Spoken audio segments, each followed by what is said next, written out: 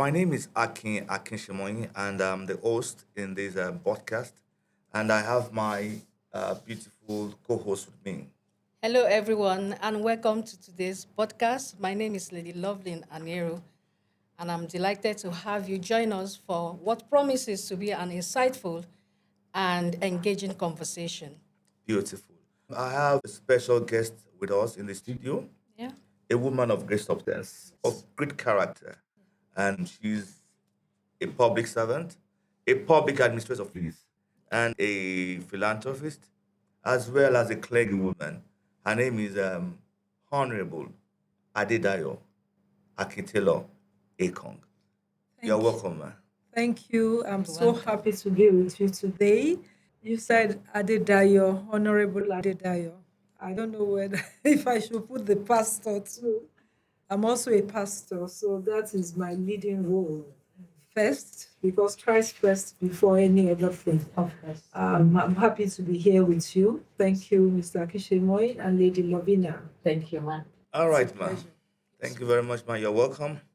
Now, we have some questions for you because we believe as a woman leader that wants change for women in this country called Nigeria. And there are some similar questions we need to ask you. And my first question is what moment made you realize you were a leader and not just doing a job?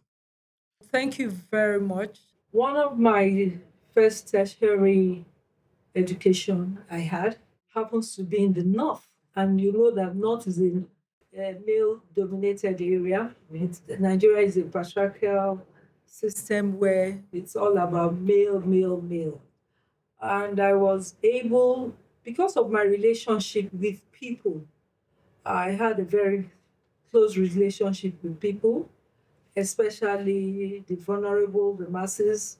And when it came to having election at the affiliate of ABU that I went to in Gongola State of those days in 1983, and it was our turn to for election at that time. I experienced election in school, the student union, in an interesting manner. A lot of people came to me and said, "You've been a leader, you're a very compassionate leader. You are always thinking about the people and ready to serve and take care of people." As a result of that, I had a rethink about it. I told them I'll think about it. And I actually looked from when I was small, I was always ready to help people. One thing my mother used to call me as a young girl is my liberal daughter. And that explains my nature, that I reach out to people. I'm always very compassionate about people who are vulnerable and always helping them. So we started the journey. And for the first time in the history of the student union in that place, I became the first female vice president of the student union effortlessly. And it was something that almost 95% of the students wanted. And that showed that I have that leadership traits in me and always ready to help people. So the journey started.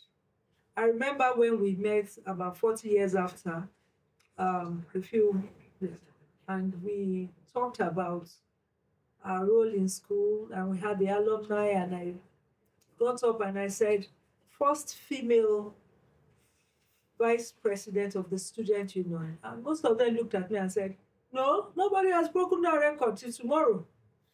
You know, that speaks volume. In the north, not south, where I grew up, in the north. And that was how I said, okay, well, but to be honest with you, I do things not because I want to be acknowledged. I do things because I feel that people should be treated properly. People, unfortunately, in this country, we don't have leaders that have compassion for the people. But it has always been in me and it's in my DNA, if I must put it that way, that to help people is an effortless matter for me. I don't really have to struggle to help people. It's just me. I've done this most cases, even when I was leading in my church. I became a pastor in 2009. And as a pastor, I led the youths because I have passion for the youths. I'm very, very passionate about the youth because they are the future of this country. And I had to mentor them and tell them you can be better than what you think where you are today if you make efforts to improve on yourself. And that helped a lot of people. I told them, I said, Christianity is not bondage. Yeah. You don't have to say because you are a Christian, you don't take care of yourself, you don't look forward to advancing your life. You have to go out of your comfort zone to do more for yourself and then your society. So I realized that I have the leadership traits. Thank you very much, man. Loveling, do you have any question for her? Okay, I got that word that you're a liberal person. Yeah. What policies would you like to see that better support the women and the girls? Unfortunately, again, I say this Nigeria, they are not friendly, they are not gender friendly. Let's be honest. We have the male dominating almost every part of it. And that's why, for the women in Nigeria and in leadership, they are underrepresented. So, but that if you train a woman, you train a nation. Yes. If a woman and a girl, like for example, I'm sorry to say, but in the north, they believe mostly in the north. It was so in the south before, but it's more common in the north where they think the place of a woman, a girl child, is in the home, in the kitchen, and so on. But this, we're making deliberate efforts to change that trajectory in terms of women as more useful as men are in the society, if not more. I am a case study, and that is the truth. I remember growing up, my father we had 10 girls, and one thing he imbibed in us was the fact that you're a girl does not make you less of a man. Mm-hmm. I'm sending you to school to acquire the necessary education for you to be able to stand strong and stand firm in the society, to do the right things. And that built the person I am today. Because I worked with him almost throughout and I learned a lot from my father. And as a result of that, I believe because women have very strong personality, we might look weak, but when a woman is determined to be an achiever, they go for that and they achieve it in the end. So my own is that I think the society need to have a change of mindset in terms of looking down at women that they are good as home builders. But as home builders, most homes that are successful is because the woman is doing the right thing. Of course. Because the man is hardly there. But a woman can combine so many things at the same time in running the home, in working, seeing to the children, and so on and so forth. So I think it's important in Nigeria for us to have a situation where, just like other countries, in Kenya and so on, where women are well represented. And we can see that in those countries, because women are showcased to exhibit who they are and their strength in terms of the economy of that country, they're growing. Hold on, man. You were saying that women are not well. We have gender issues in Nigeria. Oh yes. Now, were they suppressed, or because I know women in higher places in their field of careers that have gone up there?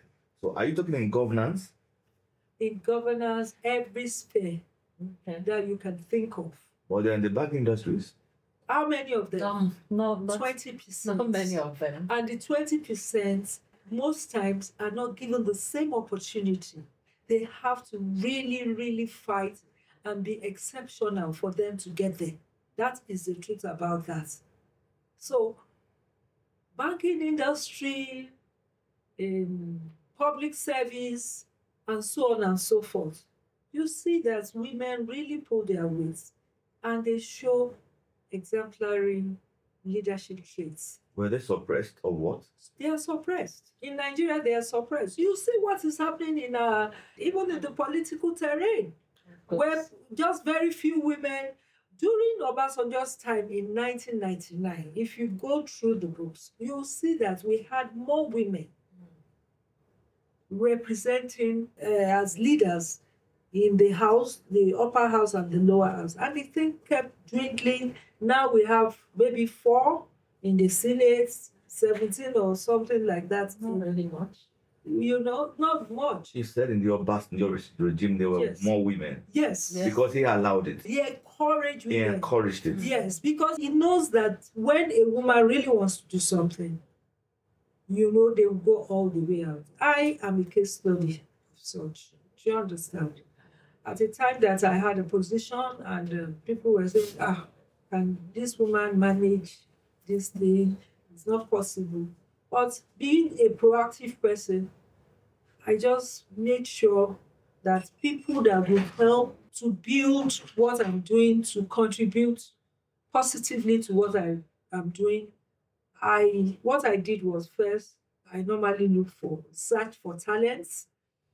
That is, people who can give me the deliverables at the appropriate time. And then it doesn't really matter. I use youths a lot. And then the women. And I discovered that most times when I give women work to do, I'm not being biased here, please. I'm just being honest. Go ahead. They make sure they deliver that thing to prove that they are as capable as a man. So how do we encourage them more? Well, we have to give them more opportunity for them to lead in their respective fields. Because if you don't give somebody an opportunity to lead or to thrive in wherever field they are, it will be difficult for you to know what they are capable of doing. Thank you, ma. I was coming to that now. Use this opportunity now to talk us through one change that looks small at the start but shifted something big. What step was that? That change did not just come overnight. That change is about being able to project, predict the future, and make meaningful contribution.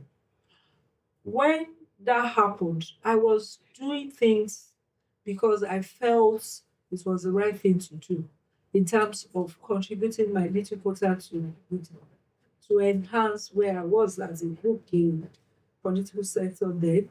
And what I did was we were meeting sometimes in open places and so on. I had something that I could render and I gave them my place to use.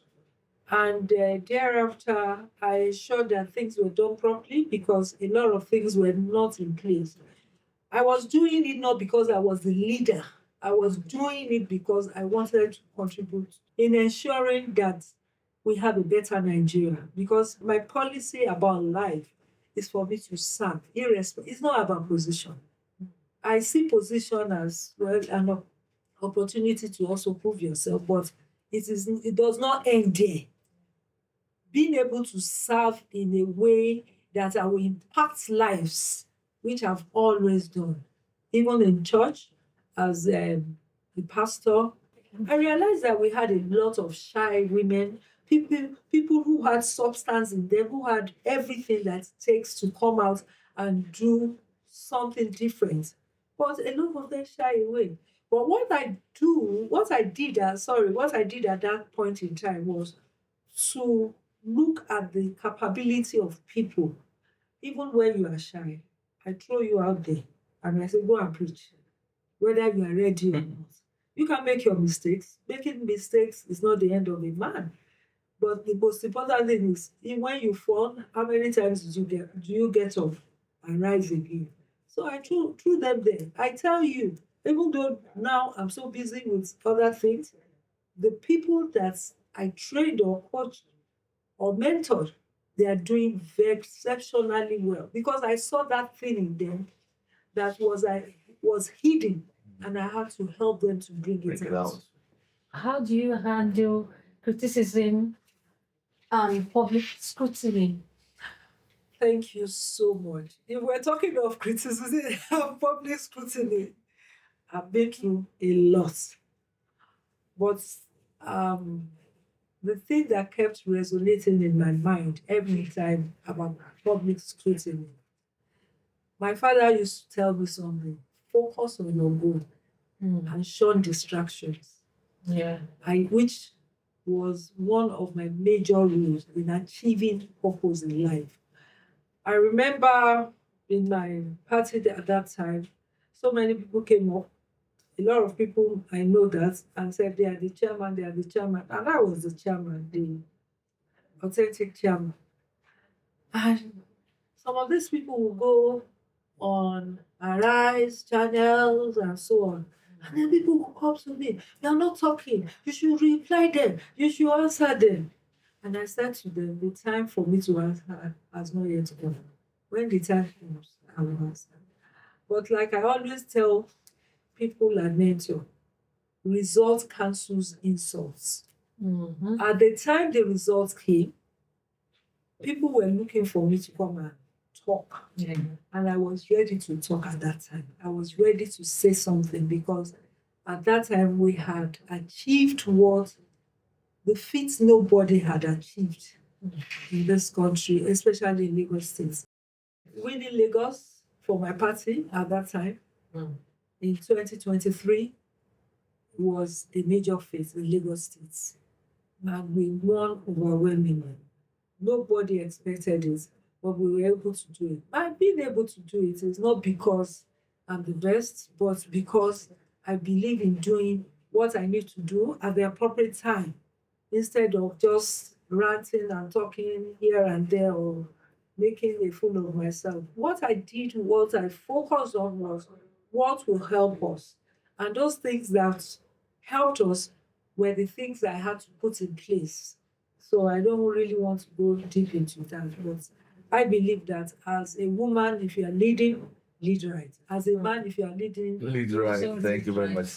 All right, but I see that you mentioned mostly about your father because he gave you that direction, and maybe that's why you are. Maybe if it was your mother, you wouldn't have gotten to where you are today. Is it that's not true. That's not because true. you were mentioning your father, Yes. my father, my father. After I graduated, at the initial stage, it was my mom. Okay. But after I graduated, what I needed to face the society, because I worked with my father, there's a difference. I worked for him and I learned from him. My father was late Chief Akin-Taylor, the first indigenous engineers in this country. And he was into estate development, road tarring, and so on and so forth. But I worked with him because I'm somebody that learn irrespective of whatever I put my heart to, or I'm given a task, I like to achieve it. And I learned a lot from my father. He's not so much of a talker, but he's a very firm and disciplined person that believes that for you to achieve results in life, you have to do that. Coupled with my foundation, my school, I went to Mayflower School in Kenya. For those who knew Mayflower School in Kenya at that time, Taisho School, where as children we were the ones building houses and doing everything. And I became fearless because on like 29th of 30th of May, Mayflower Day was 31st of May. We go around town and there are sacrifices all over at three junctions. Where there is goats, we carry it. And then we have bonfire day with it. So things like being afraid of, hey, there's sacrifice was not part of my this thing then. So we do all these things because we were made to be strong. We were the ones that, more or less, we had to grow our food, we had to do so many things. And our this thing was carving biscuits when after carrying block, which these days children will call it's an abuse. Of But course. that actually prepared me for the future. And that's why I'm here today to the way I am, a woman that can face anything. Anything. That's good. All right, man. Leading change means resistance. Because if you want to lead, there will be too much resistance as a woman. Now, you must have had a big no in your life that you turned into yes. What was the big no? My big no is that a woman cannot achieve something. I decided that I would make a difference in terms of facing whatever I want to do and achieving it. Even when people will come up to say, no, it's not possible. In fact, to be honest with you, when you tell me no, that's when I want to really do that thing. Because I want to know why you are telling me no, and if it's possible for me to fail or possible for me to really cross the hurdle in terms of achieving what people could not achieve. I believe that change is about you putting your heart in what you are doing, to what you are doing, and achieving the unimaginable when you do it. So the big no for me, especially after I became the first female vice president of the student union, that was a hurdle that was looking as if it was not achievable because I was in the north and nobody has achieved it. But I believed in my capacity as somebody who leads and help people, and that let me give it a try. And after that, that no was Erased. erased from my books. Okay, now, the unimaginable achievement, is it possible that a woman can lead this country? Definitely. You'll be shocked if a woman is given the same opportunity. For the kind of men in this country?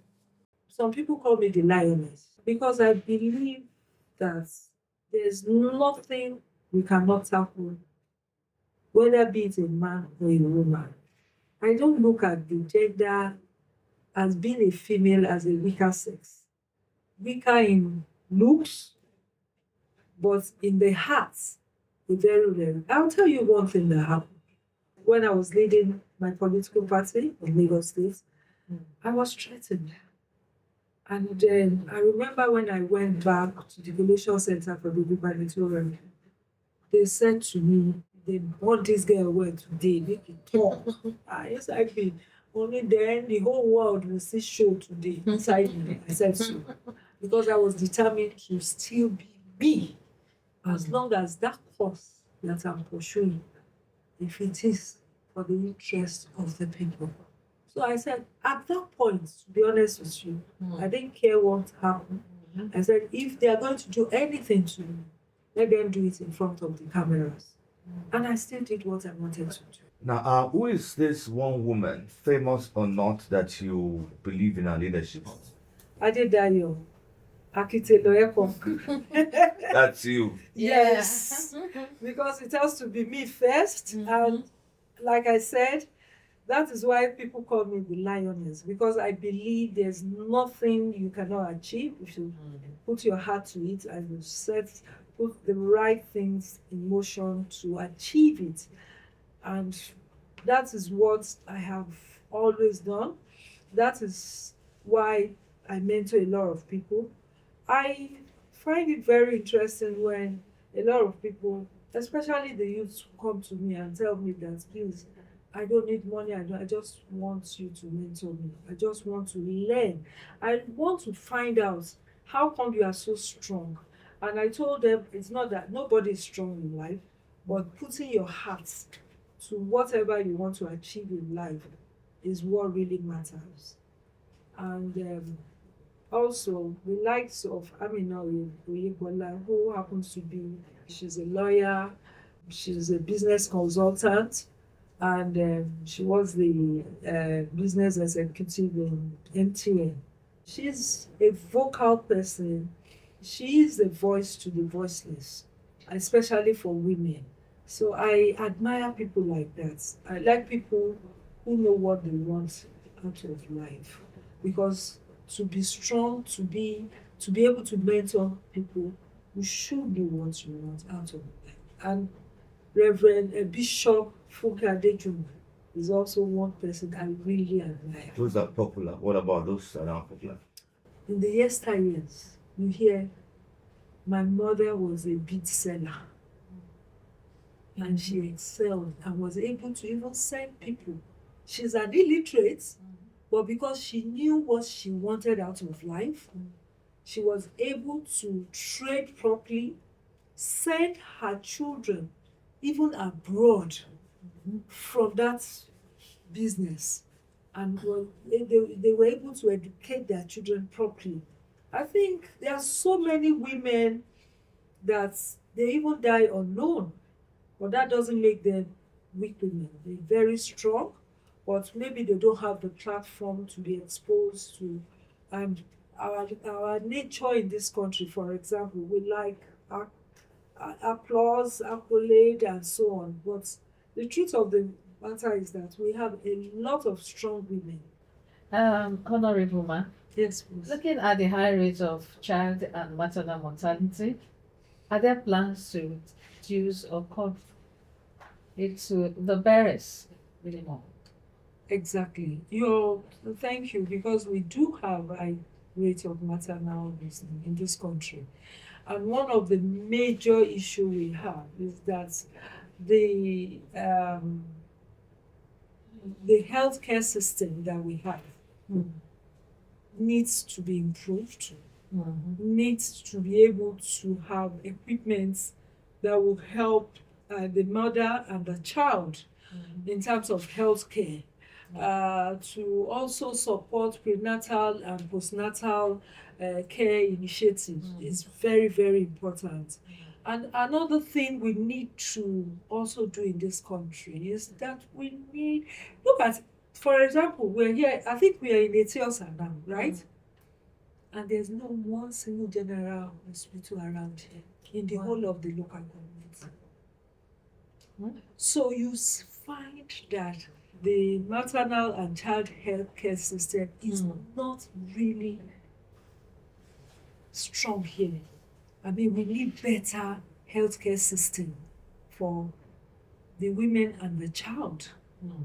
Do you understand? And not only that, what do we do to promote nutrition, welfare for children like they do abroad? From the healthcare clinics, they give you stamps. They give you stamps to go and make sure that the basic thing that that child needs for a healthy living, that child gets. So we need to really work on that, because improved maternal outcomes would help us a lot in this country. Without the women, you won't be here. Exactly. Of course. Mr. Akin, Yes, I won't be here. you won't be here. I'm a Of product of course. woman. And the product of grace. Yes. Because God kept you. Yes. But not because the health system is It's good. working. Yeah, I was coming to that as my last question now. Sorry. We are home. And where is home? Etiosa. LCDA. Or general. We have LG too, local government. Local government. Well, we have the LCDA as well. Now, home is Etiosa. If you are given the opportunity to lead, to be a leader, what changes will you bring to Etiosa local government? You know, Ethiopia happens to be the hub of the commercial industry in Lagos, but there's a lot to be done. Number one, our commercial vitality would have been better than what it is right now if we had proper infrastructure in place. Ethiopia has a problem with flooding, which everybody is aware. And I think it's very important for us to be able to tackle that. The flood the drainage system and so on and so forth, so that there will be mobility, people can move from one point to the other without being hindered and so on and so forth. We have a lot of construction going on, and it's like unending construction. That has to be looked into, honestly. Etiosa, with the landmass and everything, it's supposed to be also a tourist apart from being this thing, but we're not actually utilizing what we have in Etiosa. So we want to build an Etiosa that will be another Dubai, where people can say, yes, I'm going to Etiosa, Lagos State, Etiosa in particular, because we're surrounded by water. We have everything that can make the tourism aspect of this state grow very well, which is in Etiosa. Coincidentally, it is in Etiosa. So there are so many things that we need to also look into. Education? In terms of education, thank God, I run an NGO that's called Liberal Heart of Gold. I have Adedayo Akin-Taylor Empowerment, Skills and Empowerment Business. And I want to tell you this. The Liberal Heart of Gold was given a 2,000 slot for free education for children. Wow. From 16 to the technical listing. I've been reaching out to community leaders and stakeholders, but we've not been able to get. So that with everything, it has been designed to fit into Nigerian curriculum, and they were bringing people in to help Liberal Hearts. So that, because I'm very passionate about children, and one of our major listings is for free education to all children at all levels, so that no child is denied of quality education. Without quality education, we can't. And then, even in the course of doing this, we are able to search for talents, people who are gifted, to help them to enhance whatever gifts they have. So finally, ma, your hopes for Etiosa? I have high hopes for Etiosa because I know it's people like me that can do Etiosa well. I remember, let me quickly say this. I remember when Fashola was the governor. For you to know the kind of person, I was not living on the island then, I was on the mainland. But anywhere I go and I see a problem on the road, whether road rehabilitation that is not going well and so on, I normally send him messages. And you know what I admire about Fashola? He was the people's person. He never said because he didn't know me. He sent people to go and check that place. And that is the kind of person I am. I want people who are not there just for the position, but are there to serve the people. Coming to Etiosa, I am here to serve the people. Thank you very much, man. It's a pleasure having you at this podcast, and we're so happy, and we believe you will get to where you want. Thank In you. the name of God. Lovely. I think Thank you we've had a very nice day. much, Ma, for your time. Thank you for joining us. Thank you. Thank you very much, and it's a wrap. Bye bye.